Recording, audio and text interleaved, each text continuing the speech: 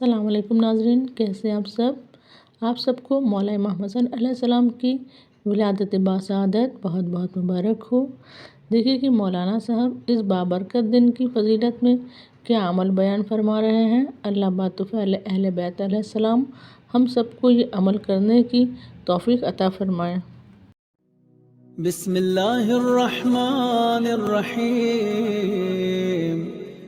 اما بعد، شکر پروردگار کریم کہ کریم اہل البیت کی شب ہم سب کو نصیب ہو رہی ہے۔ میں امام زمانہ علیہ السلام کی بارگاہ مقدس میں ہدیہ تہنیت و تبریک پیش کرتا ہوں۔ تمام خانواد اہل بیت کی بارگاہ میں تمام صاحبان ایمان، صاحبان ولا کی خدمت میں شب میلاد مسعود امام حسن مجتبی علیہ السلام،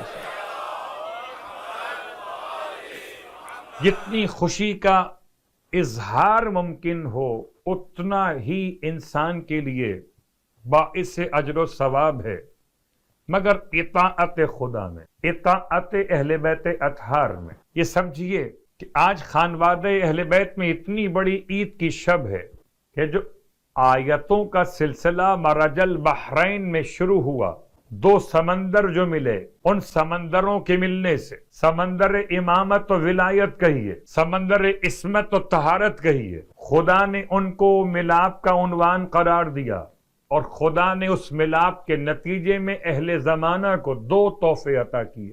ایک تحفہ 3 شعبان کے لیے، ایک تحفہ 15 رمضان کی تاریخ، بہترین کیفیت کے ساتھ سبت اکبر کی آمد، حضرت مجتبیٰ کی آمد، کریم طٰہٰ کی آمد، کریم اہل بیت کی آمد، سید کی آمد، زکی کی آمد، نقی کی آمد، وہ عظیم ترین حجت خدا کہ جس کی آمد پر بہت ساری سنتیں ختمی مرتبہ صلی اللہ علیہ وآلہ وسلم کی ولادتوں کے اعتبار سے جاری و ساری ہوں، لاکھوں سلام ہوں اور لاکھوں درود ہوں اس عظیم شخصیت پر کہ جس کی پیروی اور اطاعت خود امام حسین علیہ السلام کرتے رہے، تو جانشین علی ابن ابی طالب علیہ السلام، شہزادی کونین کی آغوش میں پلنے والے، تو مولا کے میلاد کے ماحول کے ساتھ ساتھ، چونکہ مسائل فقہیہ تو میں آج بیان نہیں کر رہا کہ آج میلاد کا موسم ہے، لیکن ثواب کا لالچ تو رہے گا۔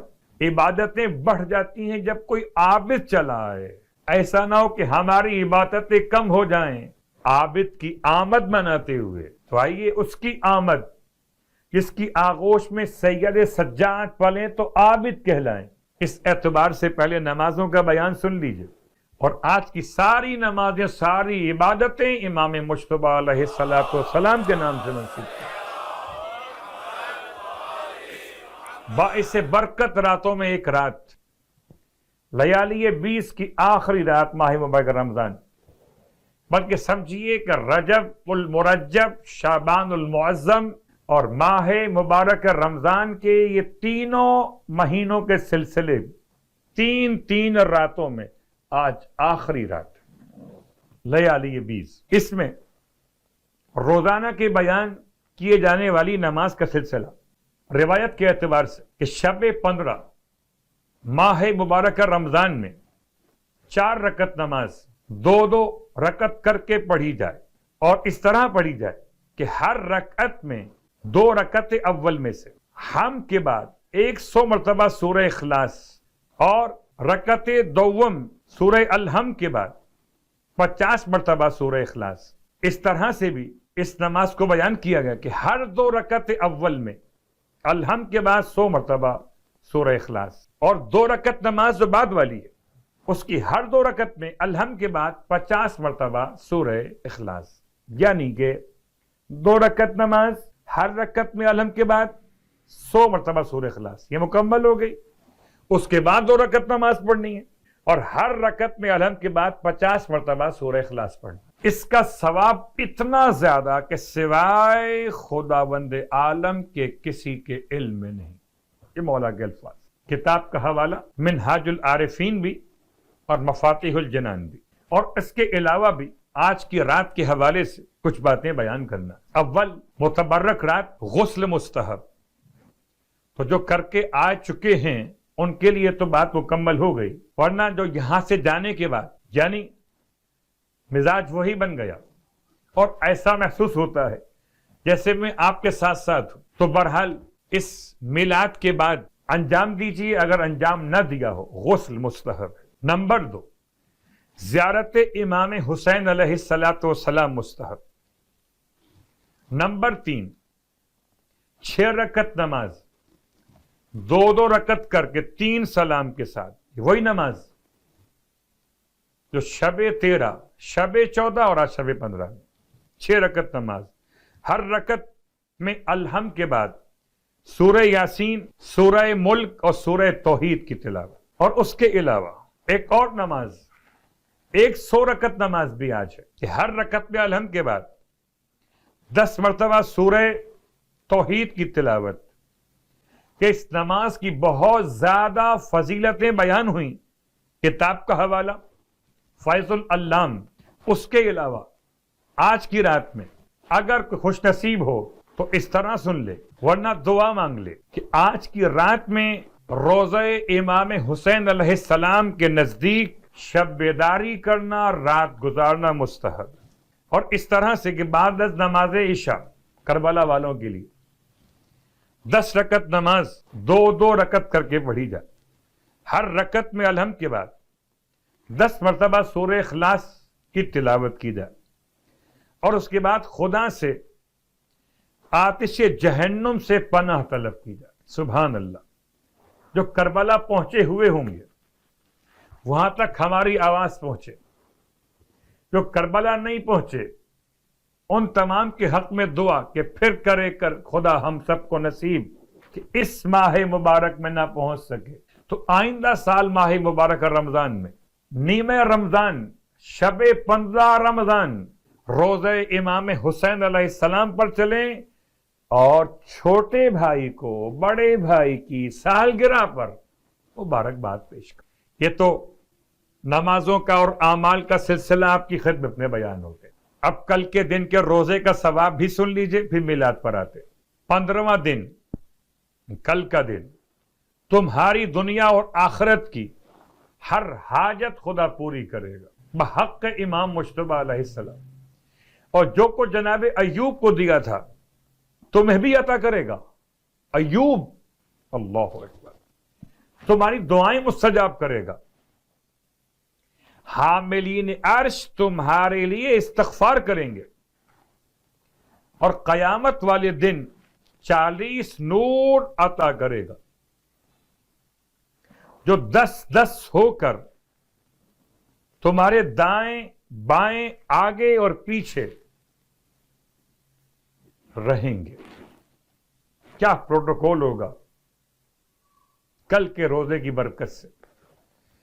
اور کل کے دن کی دعا، اللہم ارزقنی فیہ طاعت الخاشعین، اے خدا مجھے خاشع بندوں کی اطاعت نصیب فرما، میرے سینے کو کشادہ کر دے تاکہ تواضع کرنے والوں کی طرح بازگشت کروں. اپنے امان سے ایک خوف رکھنے والوں کے لیے امان. دعا مختصر ثواب زیادہ. فرماتے ہیں اللہ کے حبیب کہ جو شخص بھی ماہ رمضان کے 15ویں دن یہ دعا پڑھے گا خدا بند متعال اس کو 80 حاجتوں دنیا میں پورا کرے گا. 80 حاجتیں. کس طرح؟ 80 دنیا میں اور آخرت میں 20 حاجتوں کو. اور اس کے لیے جنت فردوس میں 1000 شہر نبیوں کے جوار میں بنائے گا اور وہ شہر نور سے منور ہوں گے. ہر شہر میں 1000 کمرے ہوں گے اور ہر کمرے میں 1000 حجرے چھوٹے بنے ہوں گے کہ جن کو دیکھ کر نفوس اور آنکھیں لذت حاصل کریں گی. یہ تو وہ بہترین انداز کہ جو کل کی دعا کے ساتھ مخصوص کیا گیا. اور کیوں نہ یہ انداز عطا کیا جائے کہ جبکہ آمد کریم آل طٰہٰ کی ہے. سرور ہیں نگاہوں کے لیے آل محمد کے حوالے سے، اور سرور ہیں جوانان بہشت کے اس اعتبار سے۔ اگر روایت پہ غور کیجئے تو سرکار ختم یہ مرتبت احمد مجتبی محمد مصطفیٰ صلی اللہ علیہ وآلہ وسلم کی آغوش میں ریشمی پارچہ جنت میں امام مجتبی علیہ السلام کو لپیٹ کر جب لا کر پیش کیا گیا، اللہ کے رسول نے بچے کو آغوش میں لیا۔ بعض روایات ہیں کہ ام سلمہ نے لپیٹ دیا تھا زرد رنگ کے کپڑے میں، تو اللہ کے حبیب نے زرد رنگ کے کپڑے کو ہٹانے کا حکم دیا،